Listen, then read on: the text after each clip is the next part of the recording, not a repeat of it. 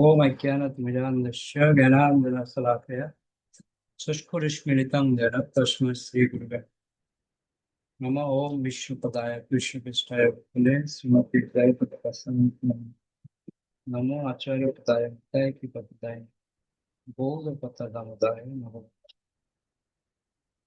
नमो ओम विष्णुपदाय कृष्णपृष्ठाय भूतले श्रीमते भक्तिवेदांत स्वामी नमस्ते सरस्वती देवी गौरवाणी प्रचारिणे निर्विशेष शून्यवादी पश्चात् पूर्वे गौरचन्द्राय राधिकाय तदालये कृष्णाय कृष्णभक्ताय तद्भक्ताय हरे कृष्ण। সদানন্দের মাতাজি পড়ুন।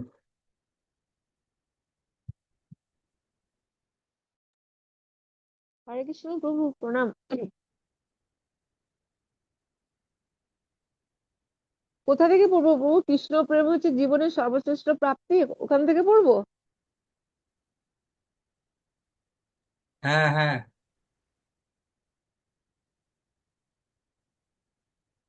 কৃষ্ণ প্রেম হচ্ছে জীবনের সর্বশ্রেষ্ঠ প্রাপ্তি। আমাদের জীবনের চরম লক্ষ্য হচ্ছে সেই কৃষ্ণ প্রেম।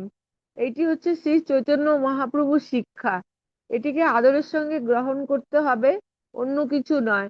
বৃন্দাবনের গোস্বামীরা, শ্রী চৈতন্য মহাপ্রভুর অনুগামীরা ভুরি ভুরি গ্রন্থ রচনা করেছেন এবং সেই গ্রন্থগুলি রচনার মাধ্যমে তারা শ্রী চৈতন্য মহাপ্রভু শিক্ষার সর্বোত্তম বা সর্বশ্রেষ্ঠ তাৎপর্য কি তা নিরূপণ করে গেছেন। নানা শাস্ত্র বিচারণক নিপুণৌ স্বধর্ম সংস্থাপকৌ লোকানাং হিতকারিণৌ ত্রিভুবনে মান্যৌ স্বর্ণ করৌ রাধাকৃষ্ণ পদারবিন্দ ভজনানন্দন মত্তালিকৌ বন্ধে রূপ সনাতন রঘুযোগ শ্রীজীব গোপাল কৌ।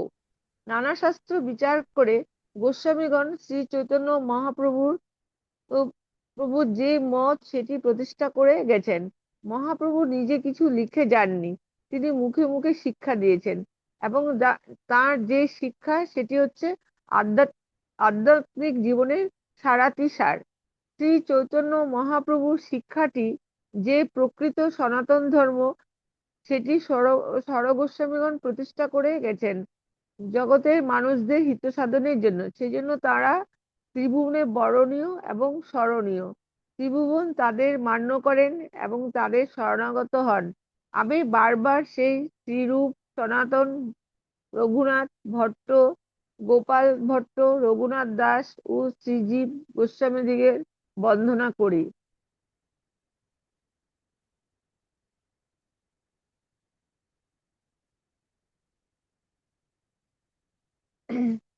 শ্রী ভক্তিচারু স্বামী মহারাজের প্রদত্ত প্রবচন পর্ব 4, রাগানুগা ভক্তি। শ্রী চৈতন্য মহাপ্রভুর আবির্ভাবের দুটি কারণ রয়েছে, একটি বাহ্যিক কারণ এবং অপরটি আভ্যন্তরীণ কারণ। বাহ্যিক কারণটি হলো কৃষ্ণপ্রেম বিতরণ করা এবং যুগধর্ম প্রবর্তন করা। যজ্ঞই সংকীর্তন প্রায় যজস্তিহি সুমেধস। আর আভ্যন্তরীণ কারণটি হচ্ছে শ্রীমতী রাধারানীর অন্তরের ভাব নিয়ে তিনি রাধারানীর প্রেম আস্বাদন করেছেন বা প্রেমের মর্ম উপলব্ধি করেছেন। মহাপ্রভু রূপে শ্রীকৃষ্ণের আবির্ভাবের আরেকটি কারণ নিত্যানন্দ প্রভু নবদ্বীপ ধাম মাহাত্ম্যে ছিল জীব গোস্বামীকে নবদ্বীপ ধাম দর্শন করানোর পর উপদেশ প্রদান করেছেন। সেই উপদেশটির মর্মার্থ হচ্ছে এই যে শ্রীকৃষ্ণ দাপরে তার বৃন্দাবন লীলা প্রকাশ করার পর বিচার করলেন, এই যে ব্রজলীলা যা হচ্ছে ভগবানের সমস্ত লীলার মধ্যে সর্বোত্তম এবং বৃন্দাবন যে স্থান হচ্ছে সর্বোৎকৃষ্ট, সেখানে প্রকাশিত লীলার বিশেষ বৈশিষ্ট্য হচ্ছে যে বৃন্দাবনে ভগবানের সঙ্গে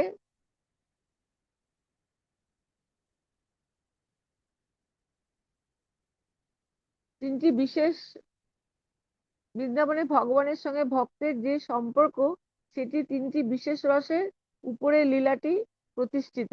সেই রসগুলো হচ্ছে সখ্য, বাৎসল্য ও মধুর। বৈকুণ্ঠে ভগবানের সঙ্গে ভক্তের সম্পর্ক হচ্ছে দাস্য রসের। বৈকুণ্ঠে সকলেই দাসভাবে ভগবানের সেবা করেন বা আরাধনা করেন, কিন্তু বৃন্দাবনে ভগবানের সঙ্গে ভক্তের যে সম্পর্ক সেটি সখ্য, বাৎসল্য ও মধুর রসের ভিত্তিতে প্রতিষ্ঠিত। ভগবান বিচার করলেন যে সাধারণত দাস্য বা বৈধী ভক্তিতে ভক্তরা ভগবানের সেবা করে, এবং বৈধী ভক্তিতে যখন সিদ্ধিলাভ হয় তখন তারা বৈকুণ্ঠে উন্নীত হয়। কিন্তু বৈকুণ্ঠের উপরে যে বৃন্দাবন, তাহলে সেখানে তারা প্রবেশ করবে কি করে? তাই ভগবান ভক্তরূপে আবির্ভূত হলেন। সেই যে ভক্তরূপে ভগবান, তাকে বৈধী বৈধী ভক্তির মাধ্যমে আরাধনা করার ফলে বৃন্দাবনে প্রবেশ লাভ হয়।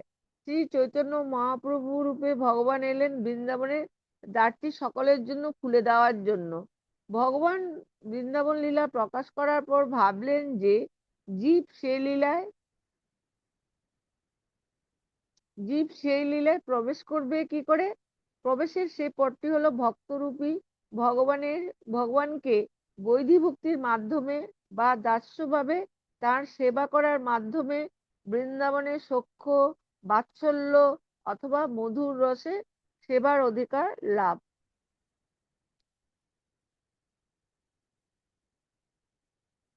শ্রী চৈতন্য মহাপ্রভুর রূপে ভগবানকে সেবা করার ফলে এই গতি কেন হচ্ছে, কিভাবে হচ্ছে? তার কারণ হলো শ্রী চৈতন্য মহাপ্রভু হচ্ছেন রাধা কৃষ্ণর মিলিত তনু। শ্রীকৃষ্ণ চৈতন্য, রাধা কৃষ্ণ নহে অন্য। দাস্যভাবে শ্রী চৈতন্য মহাপ্রভুকে আরাধনা করার ফলে আমরা শ্রী চৈতন্য মহাপ্রভুকে রাধা কৃষ্ণ রূপে দর্শন করতে পারি। দাস্য রূপে নবদ্বীপে শ্রী চৈতন্য মহাপ্রভুর সেবা হচ্ছে, কিন্তু সেই সেবার চরম পরিণত হচ্ছে মাধুর্য রসে রাধা কৃষ্ণের সেবা লাভ।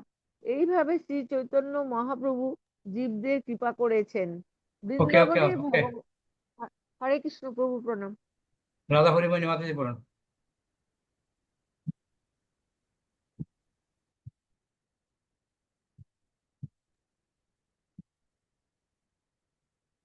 হরে কৃষ্ণ। বৃন্দাবনে ভগবানের এই যে সেবা তাকে বলা হয় রাগানুগা ভক্তি। ভক্তির দুটি দিক রয়েছে, একটি হচ্ছে বৈদিক ভক্তি এবং অন্যটি হচ্ছে রাগানুগা ভক্তি। বৈদিক ভক্তি হচ্ছে শাস্ত্রের বিধিনিষেধ পালন করে ভগবানের সেবা করা, আর রাগানুগা ভক্তি হচ্ছে ভাবের ভাবের আবেগের প্রভাবে ভগবানের প্রতি আমাদের যে অনুরাগ, সেটি হচ্ছে রাগানুগা। রাগ মানে হৃদয়ের রংগুলি হলো আমাদের ভাবের আবেগ। অনুরাগ মানে কোনো স্মৃতির প্রতি আকর্ষণ, আর এই আকর্ষণটি হলো শ্রীকৃষ্ণের প্রতি। অনুরাগ, রাগ মানে প্রেম। সেই প্রেমের অনুবর্তী যে ভক্তি, সেটি হচ্ছে রাগানুগা ভক্তি, অর্থাৎ রাগের অনুরাগ। রাগ ভক্তি অর্থাৎ হৃদয়ে স্বতঃস্ফূর্ত প্রেমের প্রভাবে যে ভক্তি, সেটি ব্রজবাসীদের সম্পদ। বৃন্দাবনে সকলে কৃষ্ণের প্রতি এক নিবিড় প্রেম অনুভব করেন। কৃষ্ণ যে ভগবান, তার জন্য তারা কৃষ্ণকে ভালোবাসেন না। কৃষ্ণের প্রতি তাদের ভালোবাসাটি এই যে তারা কৃষ্ণকে না ভালোবেসে থাকতেই পারে না। তাদের মনোভাবটি হচ্ছে যে কৃষ্ণ যদি ভগবান হয়ে থাকেন তাতে কি আছে, কৃষ্ণ ভগবান বলে তাকে তারা ভালোবাসবেন এমন নয়। কৃষ্ণ যদি ভগবান নাও হতেন তাহলেও তারা কৃষ্ণকে ভালোবাসতেন।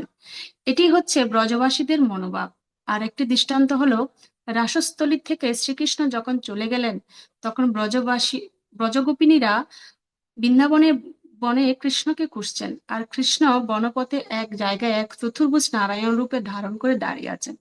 ব্রজ গোপিকারা দেখলেন যে নারায়ণ দাঁড়িয়ে আছেন, তখন তারা নারায়ণকে প্রণাম নিবেদন করেন, প্রার্থনা করলেন যে তারা যেন তাদের কৃষ্ণকে খুঁজে পান।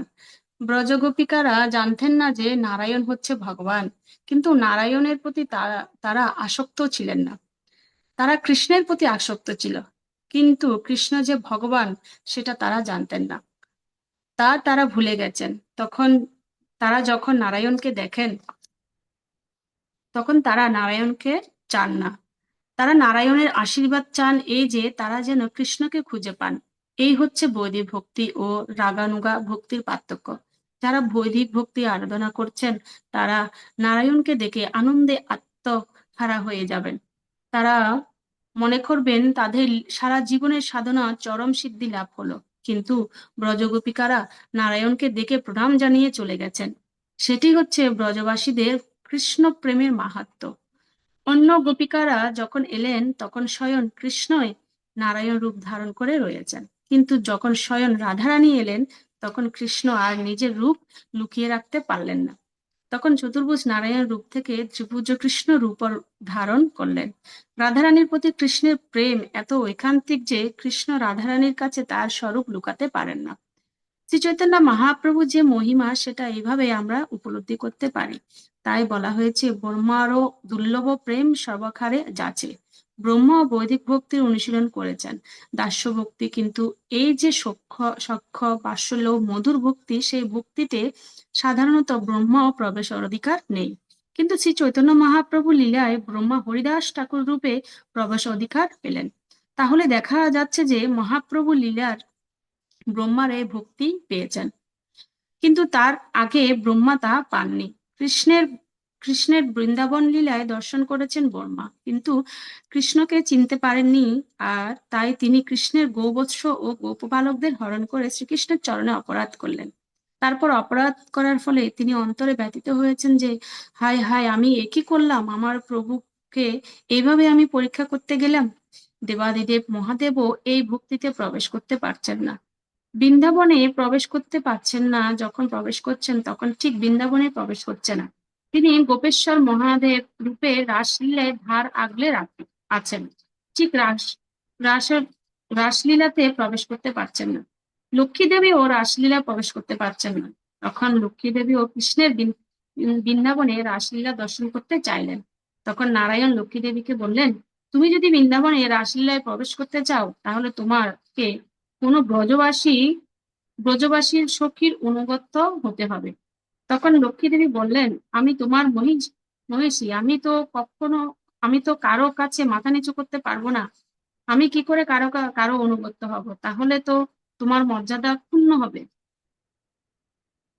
তখন নারায়ণ বললেন, তাহলে তোমারও বৃন্দাবনে প্রবেশ হবে না, যদি তুমি সখীর অনুগত্য না হতে পারো। তখন লক্ষ্মী দেবী মমাহিত হয়ে কঠোর তপস্যা শুরু করলেন। কৃষ্ণ তখন লক্ষ্মী দেবীর কাছে এসে জিজ্ঞেস করলেন, কেন তুমি এত কঠোর তপস্যা করছো? তখন লক্ষ্মী দেবী বললেন, আমি তোমার রাসলীলা দর্শন করব। তখন কৃষ্ণ লক্ষ্মী দেবীকে শ্রী বৎস চিহ্ন রূপে তার বক্ষে ধারণ করলেন। এইভাবে লক্ষ্মী দেবী ব্রজলীলায় প্রবেশ অধিকার পেলেন। তাহলে বোঝা যাচ্ছে কত দুর্লভ সে ব্রজের প্রেম ভক্তি, আর সেই প্রেম ভক্তি শ্রী চৈতন্য মহাপ্রভু এইভাবে বিতরণ করেছেন। কেননা কৃষ্ণ যে বৃন্দাবন লীলায় প্রকাশ করলেন তার উদ্দেশ্য হচ্ছে ভক্তরা যাতে এই বৃন্দাবন লীলায় প্রবেশ করতে পারেন। তাই সেই বৃন্দাবন লীলাতে জীবের প্রবেশ অধিকার দেওয়ার জন্য কৃষ্ণ রাধারানীর ভাব ও অঙ্গ কান্তি অবলম্বন করে শ্রীকৃষ্ণ চৈতন্য মহাপ্রভু রূপে আবির্ভূত হলেন। নমো মহাবদান্যায় কৃষ্ণ প্রেম পদায়তে কৃষ্ণায় কৃষ্ণ চৈতন্য নামে গৌরতিচ্ছে নম। আবার তার জন্য অত্যন্ত সাবধানের বাণীও দেওয়া হয়েছে যে, এবং শ্রী চৈতন্য মহাপ্রভু যদিও হরে কৃষ্ণ মহামন্ত্র বিতরণ করলেন সকলের কাছে, কিন্তু বৃন্দাবনে রাধা কৃষ্ণের যে নির্ভর লীলা সেগুলো তিনি সচরাচর প্রকাশ কারো কাছে আলোচনা করেননি। কেবল অন্তরঙ্গ ভক্তদের সঙ্গে তিনি সেই রস আস্বাদন করেছেন। তাহলে আমাদের বুঝতে হবে যে আমাদের কর্তব্য হচ্ছে সংকীর্তন যজ্ঞের কৃষ্ণের আরাধনা করে যাওয়া। সংকীর্তন মানে কৃষ্ণের মহিমা কীর্তন এবং কৃষ্ণ ভক্তি প্রচার, এটি হচ্ছে আমাদের কর্তব্য। আর সেটি করার ফলে শ্রীকৃষ্ণ ও রাধারানী আমাদের কৃপা করবেন এবং সেই কৃপার প্রভাবে আমরা বৃন্দাবনে প্রবেশ করার সুযোগ লাভ করতে পারবো। কিন্তু কেউ যদি সরাসরি বৃন্দাবনে প্রবেশ করতে চায় বা অবস্থায় যদি রাগানুগা ভক্তি অনুশীলন করেন তাহলে তার অধঃপতনের সম্ভাবনা থাকে। অর্থাৎ অপক্ষ অবস্থায় যদি রাগানুগা ভক্তির অনুশীলন হয় তাহলে সেটা সহজিয়ার পর্যবসিত হয়। সেজন্য আমাদের পূর্বতন আচার্যদের খুব সুন্দর একটা বাঁধন দিয়ে গেছেন। সে প্রতিরক্ষা উপায়টি কি? 4টি নিয়ম পালন করা। ধর্মের যে 4টি পা সেগুলো সদূরভাবে গড়ে তোলা। ধর্মের যদি 4টি পা সদূরভাবে গড়ে উঠে তাহলে আর কখনোই অধর্ম বা পাপ প্রবেশ করতে পারবে না। তাই যারা শ্রী চৈতন্য মহাপ্রভুর অনুগামী হবেন তাদের অত্যন্ত নিষ্ঠা সহকারে এই 4টি নিয়ম পালন করতেই হবে, অর্থাৎ আমিষ আহার, সব রকমের নেশা, অবৈধ যৌনসঙ্গ এবং দ্রুত ক্রিয়া সম্পূর্ণরূপে বর্জন করতেই হবে। যারা এই 4টি নিয়ম পালন করে হরে কৃষ্ণ মহামন্ত্র জপ করেন তাদের অন্তরে শ্রীকৃষ্ণের কৃপায় এই ব্রজপ্রেম প্রকাশিত হয়। তারাই রাগানুগা ভক্তি যথাযথভাবে গ্রহণ করতে সক্ষম হন। আর একটি গুরুত্বপূর্ণ বিষয় হলো এই যে রাধা কৃষ্ণের নির্ভুল লীলা জনসাধারণের কাছে গিয়ে প্রচার করার কোনো প্রয়োজন নেই। যখন কৃষ্ণের কৃপা লাভ হবে তখন অন্তরে কৃষ্ণের লীলা পূরণ হবে। সেই জন্য আমাদের পূর্বতন আচার্যরা বারবার এই সাবধান বাণী দিয়ে গেছেন। প্রভুপাদ ছিল ভক্তি সিদ্ধান্ত সরস্বতী ঠাকুর বা ছিল ভক্তিবিনোদ ঠাকুরও কখনো রাধা কৃষ্ণের নিগুণ লীলা সম্বন্ধে আলোচনা করেননি। প্রক্ষান্তরে তারা বলে গেছেন হরে নাম কেবলং কল নাস্তব নাস্তব নাস্তব গতিরত্তয়ন। এই হরিনামের কীর্তন করো, এই হরিনাম প্রচার করো, এই নামের প্রভাবে সব কিছুই লাভ হবে। অতএব এই পথে আমাদের খুব সাবধানতার সঙ্গে এগোতে হবে। যদি কেউ যারা রাধাকৃষ্ণের এই নিগুণ লীলার লোক সমকে কীর্তন করে লোকদের আকর্ষণ করার চেষ্টা করে বা লোক টাকানোর চেষ্টা করে, তাতে জনসাধারণের সর্বনাশ হয়, মঙ্গল হয় না। রাধাকৃষ্ণের ওকে লীলার ওকে স্মরণ। ওকে হরে কৃষ্ণ। জলবান্য প্রভু পড়ুন। হরে কৃষ্ণ প্রভু প্রণাম। রাধা কৃষ্ণের লীলা স্মরণের প্রভাবে ভক্তদের চিত্ত বৃন্দাবনমুখী হবে, কিন্তু বিষয়ীদের কাছে যদি রাধা কৃষ্ণের লীলা শোনানো হয় তাহলে তারা নিজেরা কৃষ্ণ সেজে বাজারে আর 5টি মেয়ে মানুষকে নিয়ে রাসলীলা করার কথা ভাববে। কৃষ্ণ লীলার প্রভাবে আমাদের আধ্যাত্ম উন্নতি হবে, অবনতি হবে না। সেই সম্বন্ধে প্রভুপাদ বলেছেন রাধা কৃষ্ণ লীলার এমনই মহিমা যে সেই লীলায় আমরা যদি যথাযথভাবে মনোনিবেশ করতে পারি তাহলে হৃদয়ের কাম ভাব সম্পূর্ণরূপে দূর হয়ে যাবে। মহাপ্রভুর কৃপায় আমাদের হৃদয় নির্মল হবে, হৃদয় কলুষিত হবে না। এই লীলা এমনই মহিমান্বিত যে এই লীলা শ্রবণের ফলে আমাদের স্ত্রী সঙ্গের প্রতি আসক্তি বা হৃদয়ের কামভাব সম্পূর্ণরূপে দূর হয়ে যাবে। আর সেটি হচ্ছে কৃষ্ণের এই বৃন্দাবন লীলার মাহাত্ম্য। আর এই বৃন্দাবন লীলায় প্রবেশ করার উপায়টি হচ্ছে শ্রী চৈতন্য মহাপ্রভুর অনুগত হওয়া। গৌর পদার বিন্দে বিন্দেত ভক্ত কৃত পুণ্যরাশি যথা তথা। উৎসর্পিত হৃদি অকস্মাৎ রাধা পদাম্বুজে সুধাম্ভু রাশি। শ্রী চৈতন্য মহাপ্রভুর শ্রীপাদ পদ্মে পুঞ্জীভূত পুণ্যের প্রভাবে যখন শ্রী চৈতন্য মহাপ্রভুর শ্রী পাদপদ্মের প্রতি আমাদের যথাযথ আসক্তি হবে, সেই আসক্তি অর্থাৎ মহাপ্রভুর প্রতি ভক্তি অনুসারে হৃদয়ে রাধারানীর শ্রীপাদ পদ্ম নিঃসৃত যে সুধা রাশি বা অমৃত রাশি তা হঠাৎ নিঃসৃত হতে থাকবে। এখন রাধারানীর শ্রীপাদ পদ্ম নিঃসৃত অমৃত রাশি কি? ব্রজ প্রেম। অর্থাৎ আমাদের কর্তব্য হচ্ছে শ্রী চৈতন্য মহাপ্রভুর শ্রীপাদ পদ্মে প্রতি আসক্ত হওয়া এবং সেই অনুসারে রাধারানীর কৃপায় আমাদের হৃদয়ে ব্রজ প্রেম রূপ সুধা আকস্মাৎ নিঃসৃত হবে এবং সেই সুধা অমৃতের দ্বারা আমাদের হৃদয় প্লাবিত হবে। এটি হচ্ছে অনুসরণীয় পন্থা। এটি হচ্ছে বৃন্দাবনের মাধুর্য, বৃন্দাবনের মহিমা হৃদয়ঙ্গম করার এবং বৃন্দাবন লীলায় প্রবেশ করার উপায়। কৃষ্ণের বৃন্দাবন লীলায় যদি কেউ প্রবেশ করতে চায় তাহলে তার কর্তব্য হলো শ্রী চৈতন্য মহাপ্রভুর শ্রীপাদ পদ্মের প্রতি আসক্ত হওয়া। তিনি মহাপ্রভু, আর আমাদের কর্তব্য হলো তার নিত্য দাস হয়ে যাওয়া। শ্রী চৈতন্য মহাপ্রভু ভক্তরূপে এসে আমাদের কৃষ্ণ ভক্তি শিক্ষা দিচ্ছেন। তাই আমাদের করণীয় হলো শ্রী চৈতন্য মহাপ্রভুর শ্রীপাদ পদ্মে আসক্ত হওয়া। যদি গৌর না হইতো তবে কি হইতো, কেমনে ধরিতাম দে, রাধার মহিমা প্রেম রস সীমা জগতে জানাতো কে। মহাপ্রভুর এক অতি অন্তরঙ্গ পার্ষদ বাসুদেব ঘোষ এইভাবে মহাপ্রভুর মহিমা কীর্তন করেছেন।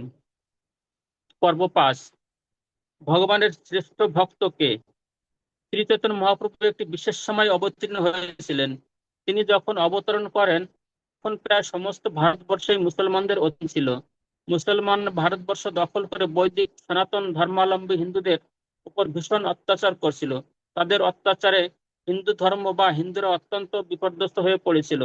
মুসলমানেরা জোর করে হিন্দুদের ধর্মান্তরিত করছিল এবং নানাভাবে নির্যাতন করছিল, কারণ ওদের রাজত্ব, সুতরাং ওদেরই হাতে সমস্ত ক্ষমতা, তারা যা ইচ্ছে তাই করতে পারে। সেরকম একটা সময় শ্রী চৈতন্য মহাপ্রভু অবতরণ করেন। মহাপ্রভু যখন জন্মগ্রহণ করেন তখন এই বঙ্গভূমি হুসেন শাহের অধীনে। হোসেন শাহ স্বাভাবিকভাবে হিন্দুদের উপর অত্যাচার করছিল। মহাপ্রভুর লীলায় আমরা দেখতে পাই কিভাবে চাঁদ কাজী মহাপ্রভুর সংকীর্তন আন্দোলন বন্ধ করার চেষ্টা করেছিল। এইভাবে তখন চারিদিকে নানা রকম বাধা বিঘ্ন চলছিল এই বৈদিক সনাতন ধর্ম অনুশীলনকারীদের বিরুদ্ধে। তাহলে প্রশ্ন উঠতে পারে যে মহাপ্রভু কেন ওই পরিস্থিতি অবতীর্ণ হলেন?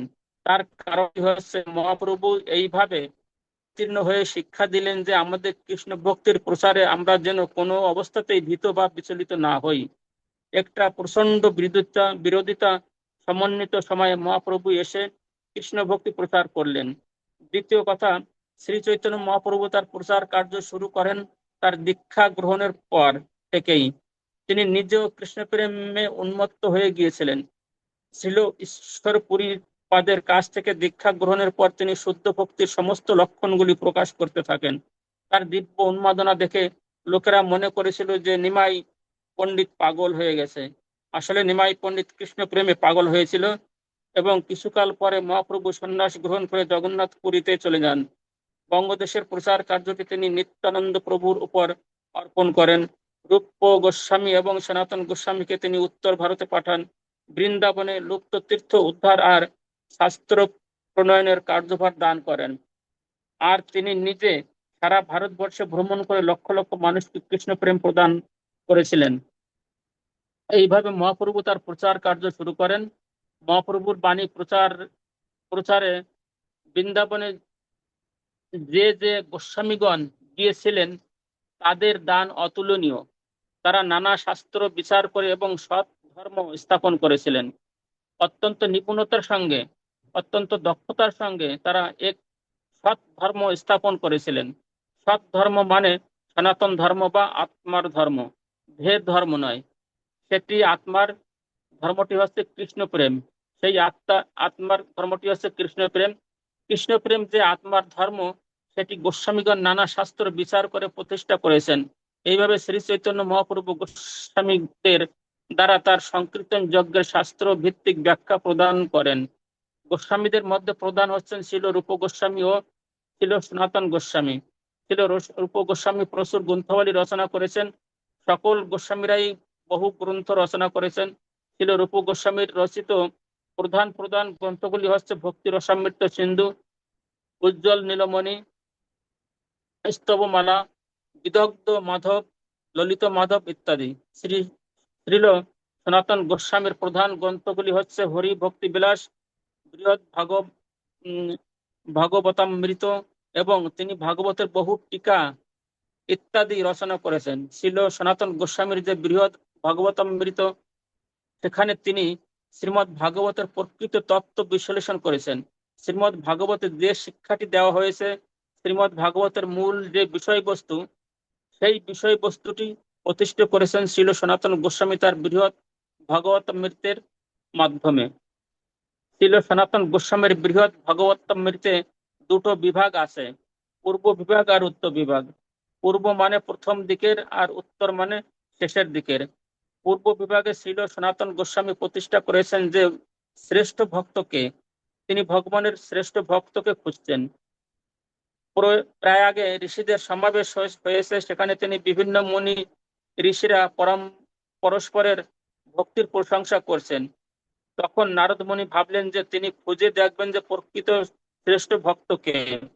নারদ মুনি দেখলেন এক ধনাঢ্য ব্রাহ্মণ, তিনি অত্যন্ত নিষ্ঠা সহকারে ভগবানের পূজা করছেন। তা দেখে নারদ মুনি ভাবলেন তিনি হচ্ছেন শ্রেষ্ঠ ভক্ত। তখন নারদ মুনি তার কাছে গিয়ে তার ভক্তির প্রশংসা করতে লাগলেন, বললেন আপনি ভগবানের প্রকৃত কৃপা পাত্র। তখন সেই ব্রাহ্মণটি তার উত্তরে বললেন, না না, আমি ভক্ত নই, আমি যেটা করছি সেটা আমার বৃত্তি, সেটা আমার কর্তব্য। আমি ব্রাহ্মণ, ভগবানের পূজা করাটাই আমার কর্তব্য, অতএব আমি তাই করছি। প্রকৃত ভক্ত হচ্ছেন দাক্ষিণাত্যের এক রাজা, তিনি ক্ষত্রিয় রাজা, তার কত দায় দায়িত্ব রয়েছে, কিন্তু তা সত্ত্বেও তিনি অত্যন্ত নিষ্ঠাপরায়ণ ভগবানের ভক্ত। তিনি ভগবানকে কেন্দ্র করে তার সমস্ত কার্য সম্পাদন করেন। তা শুনে নারদ মুনি সেই রাজার কাছে গেলেন। তিনি দেখলেন যে সেই রাজা অত্যন্ত নিষ্ঠাপরায়ণ ভক্ত, অত্যন্ত নিষ্ঠার সঙ্গে ভগবানকে আরাধনা করছেন এবং পূজা করছেন। ভগবানকে কেন্দ্র করেই তিনি তার রাজ্য শাসন করছেন। তখন নারদ মুনি তার ভক্তির প্রশংসা করতে লাগলেন। তখন সেই রাজা বললেন, আমি ভক্ত নই, প্রকৃত ভক্ত হচ্ছেন স্বর্গের দেবরাজ ইন্দ্র। তিনি ভগবানের এত প্রিয় ভক্ত যে ভগবান তার ভাই বামনদেব রূপে আবির্ভূত হয়েছেন এবং স্বহস্তে তার নিবেদন গ্রহণ করছেন।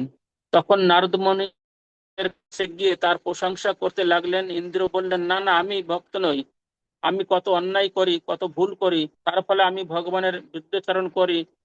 ইন্দ্র আক্ষেপ করতে লাগলেন যে আমি যদি ভগবানের ভক্ত হতাম তাহলে কি এই সমস্ত কার্যকলাপ গুলো করতে পারতাম? ভগবানের কত বিরুদ্ধাচরণ করেছি, সেই জন্য ভগবান আমার প্রতি অত্যন্ত রুষ্ট হয়েছেন। তাহলে আপনি কেন বলছেন যে আমি ভগবানের একমাত্র কৃপার পাত্র? প্রকৃত ভক্ত হচ্ছেন ব্রহ্মা। তিনি বিশ্লেষণ করতে লাগলেন কেন ব্রহ্মা শ্রেষ্ঠ ভক্ত। তখন নারদ মুনি ব্রহ্মার কাছে গিয়ে তার ভক্তের মহিমা কীর্তন করতে লাগলেন। তা শুনে ব্রহ্মা অত্যন্ত লজ্জিত এবং রুষ্ট হয়ে নারদ মুনিকে তিরস্কার করে বললেন, আর তোমাকে বলেছি আমাকে শ্রেষ্ঠ ভক্ত বলে কখনো বলো না। আমি কত ভুল করি, কত সময় ভগবানের কত অসুবিধার কারণ হয়েছি, অসুরদের বর দিয়েছি, তার ফলে সেই অসুররা কত উৎপাত করেছে, ভগবানকে এসে তাদের সংহার করতে হয়েছে। সত্যি যদি আমি ভক্ত হতাম তাহলে আমি কি ভগবানের সঙ্গে এরকম করতাম? এই বলে ব্রহ্মা তার ভক্তির অক্ষমতা প্রকাশ করলেন। ব্রহ্মা তখন বললেন, হচ্ছেন শ্রেষ্ঠ ভক্ত। নারদ মুনি তখন মহাদেবের কাছে গিয়ে তার গুণকীর্তন করতে শুরু করলেন। তখন মহাদেব নারদ মুনিকে বললেন, এইভাবে তিনি যেন লজ্জা না দেন, কেননা তিনি প্রকৃত ভক্ত নন। ভগবান কৃপা করে তার সমস্ত ভুল ত্রুটি ক্ষমা করে দেন।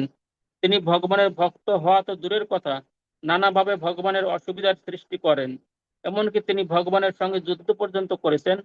তার পূজাতে বিরুদ্ধ পক্ষ অবলম্বন করে তিনি ভগবানের বিরুদ্ধে গেছেন। এইভাবে মহাদেব আক্ষেপ করে বললেন, প্রকৃত ভক্ত হচ্ছেন বৈকুণ্ঠবাসীগণ। তিনি বিশ্লেষণ করতে লাগলেন কেন বৈকুণ্ঠবাসীরা শ্রেষ্ঠ ভক্ত। তখন পার্বতী দেবী বললেন, না না, বৈকুণ্ঠের ভক্তদের মধ্যে আবার শ্রেষ্ঠ হচ্ছেন লক্ষ্মী দেবী। নারদ মুনি তখন বৈকুণ্ঠে যাবার জন্য উদ্যত হলেন। মহাদেব তখন তাকে বললেন, বৈকুণ্ঠের ভক্তদের থেকেও শ্রেষ্ঠ ভক্ত হচ্ছেন প্রহ্লাদ মহারাজ, এবং তিনি প্রহ্লাদ মহারাজের ভক্তির মহিমা কীর্তন করতে লাগলেন। তখন নারদ মুনি সুতল লোকে গিয়ে প্রহ্লাদ মহারাজের ভক্তির মহিমা কীর্তন করতে লাগলেন। তখন প্রহ্লাদ মহারাজ বললেন, আমার ভক্তি কোথায়? শৈশবে আমার শৈশব অবস্থায় শিশুরা যে রকম কোনো কিছুর প্রতি আকৃষ্ট হয়, সেরকম আমিও ভগবানের প্রতি একটু আকৃষ্ট হয়েছিলাম এবং সেটা প্রকাশ করেছিলাম। কিন্তু প্রকৃতপক্ষে আমার ভক্তি নেই, কেননা আমি যদি ভক্ত হতাম তাহলে ভগবানের সেবা করতাম, কিন্তু আমি ভগবানের কোনো সেবা করিনি। পক্ষান্তরে আমাকে শিশু দেখে ভগবান বারবার রক্ষা করেছিলেন। প্রকৃত ভক্ত হচ্ছেন হনুমান, এবং হনুমান নিষ্ঠা সহকারে হনুমান হনুমান নিষ্ঠা সহকারে ভগবানের সেবা করেছিলেন। তখন নারদ মুনি হনুমানের কাছে গিয়ে হনুমানের মহিমা কীর্তন করতে ওকে শুরু ওকে করলেন। ওকে হরে কৃষ্ণ।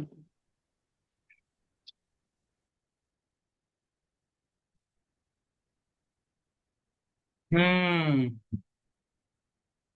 দুই এক কথায় কেউ বলতে পারেন কি পড়লাম আজকে প্রথম থেকে? এত সুন্দর তো আজকে আমরা পড়লাম। আমি যেরকম গতকালকে একটা সার সংক্ষেপ বললাম, এরকম একটা সার সংক্ষেপ কেউ শোনাবেন? প্রথমে তো পড়লেন কে? সদানন্দিনী মাতাজি। আপনি যে পড়লেন, কোন দিকটা আপনার ভালো লাগলো বলুন? সার সংক্ষেপটা বলুন, কি পড়লেন, কি ভালো লাগলো আপনার পড়ার পয়েন্টের মধ্যে? আমরা শুধু পড়লে হবে না, একটু বিচার বোধ করতে হবে কোন জিনিসটা আমার ভালো লাগলো। রাধা হরিমণি মাতাজি। হরে কৃষ্ণ প্রভু। এখানে শুরুতে যেটা আমরা শুনলাম সেটা হচ্ছে মানে ভগবানের নাম সংকীর্তনটা তুলে ধরা হয়েছে। আর মহাপ্রভুর যে কৃষ্ণ ভক্তিটা প্রচার উনি দেখিয়েছেন, যে উনি এখানে উল্লেখ করছেন যে দীক্ষার পরে উনি প্রচারটা শুরু করেছেন। তো এটা থেকে একটা জিনিস হচ্ছে, আমরা তো দীক্ষার পরে মহান ভক্ত হয়ে যায়, যেটা প্রভু এতক্ষণ বললেন ভক্তকে, এখনো কিন্তু খুঁজে পাওয়া যায়নি ভক্তকে। হয় খুব সুন্দর একটা টান টান এপিসোড চলছে, তো এপিসোডটা হয়তো কালকে একটা মিটতে পারে শ্রেষ্ঠ ভক্তকে। যদিও আমরা দীক্ষা পাওয়ার পরে বা আমি ইসকনের ভক্ত হয়ে গেছি, মানে আমি যেটা আমারটা বলছি, তারপরে আমাদের মধ্যে একটা গৌরবময় চলে আসে, গ্লামা চলে আসে, আমি ভক্ত। তো এখানে ভক্তের মহিমাটা শেষের দিকে তুলে ধরেছেন। আর একটা জিনিস হচ্ছে যেটা আমার খুব ভালো লেগেছে, বৃন্দাবনে প্রবেশের অধিকার কার আছে। চৈতন্য মহাপ্রভু যেটা উল্লেখ করেছেন, এটা খুব ভেরি ভেরি ইম্পর্টেন্ট, আমাদের প্রত্যেকের এটা হৃদয়ে ধারণ করা উচিত। বৃন্দাবনের টিকিট কাটার আগে আগে হৃদয়ে ধারণ করতে হবে অধিকারটা কার আছে বৃন্দাবনের প্রবেশ। তা আমরা মানে একটা আবেগের পবনে বৃন্দাবনে যাই, কিন্তু জানি না কতটা পুণ্য নিয়ে আসি বা কতটা পাপ করে আসি। তো এখানে মহাপ্রভু বললেন যে বৃন্দাবনের রাধা আর কৃষ্ণের যদি আমরা কৃপা পেতে পারি একমাত্র মহাপ্রভুর বাণী প্রচারের মাধ্যমে। তো এটা খুব জিনিসটা খুব ভালো লাগলো আমার কাছে। হরে কৃষ্ণ। গুড। ফজল বাবু কি বুঝলেন?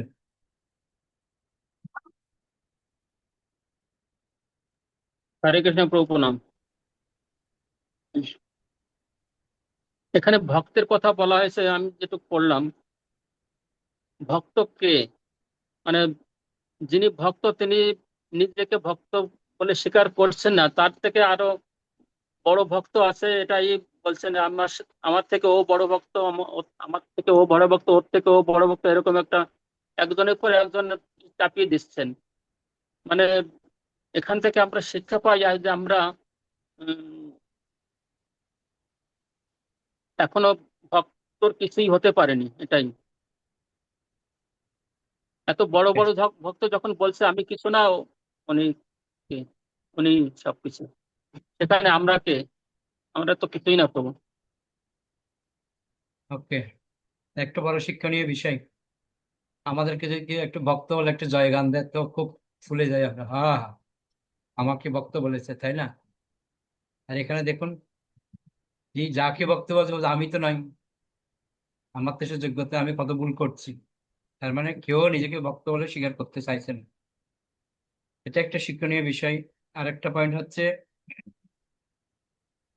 রাগানুগ ভক্তি স্তর, আমরা যে হঠাৎ করে যদি যাজন করতে যাই তাহলে আমাদের বিপদ আছে। এটা কিন্তু স্পষ্ট ভাষায় বলে দিয়েছেন। আগে আমাদের বৈধ ভক্তি পালন করতে হবে, বৈধ ভক্তি পালন করতে করতে করতে করতে যখন আমরা ভাবের স্তরে যাব, তখনই আমরা রাগানুগ ভক্তির কথা চিন্তা করতে পারি। তার আগে যদি হঠাৎ করে রাগানুগ ভক্তি করি তাহলে কিন্তু উৎপাত ছাড়া আর কিছু হবে না। এই বিষয়টা আমাদের ক্লিয়ার করেছেন। তো খুব সুন্দর পর্ব চলছে এখন, আশা করি আপনাদের খুব ভালো লাগছে। আর কেউ কিছু যদি কিছু যুক্ত করতে চান, বলতে চান, বলতে পারেন সংক্ষেপে, নাহলে আমরা বৈশ্য প্রণাম করে শেষ করব। আমার মনে হয় প্রত্যেকে কিছু না কিছু একটু বলা উচিত।